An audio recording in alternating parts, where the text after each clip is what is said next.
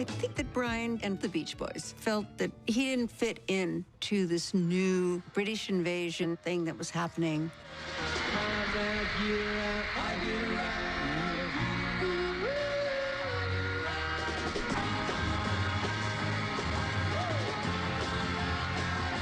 When the Beach Boys heard Rubber Soul, Brian Wilson was inspired to try to create something as pure and beautiful, and this album of everything was great. I remember going over to Brian's house, and I looked into the living room, and I saw that everything had been taken out except the piano. And the living room was completely filled with sand.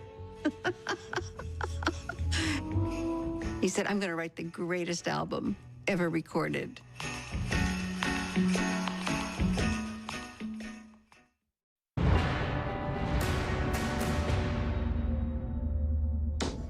So it's getting light.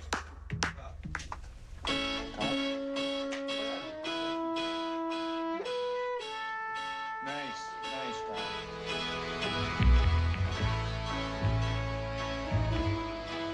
In the mid-'60s, you see Brian Wilson retreating into the studio, and he's concentrating on writing and producing these amazing songs. I may not always love you, but long as there are stars above you. The recording studio had been a rigid place where there were engineers literally in like suits and ties and lab coats. When all of a sudden there were these crazy young geniuses who reinvented the studio as an instrument to be played with. God only knows what I'd be without you. Technology is evolving for how to record, and Brian Wilson was absolutely on the cutting edge of that.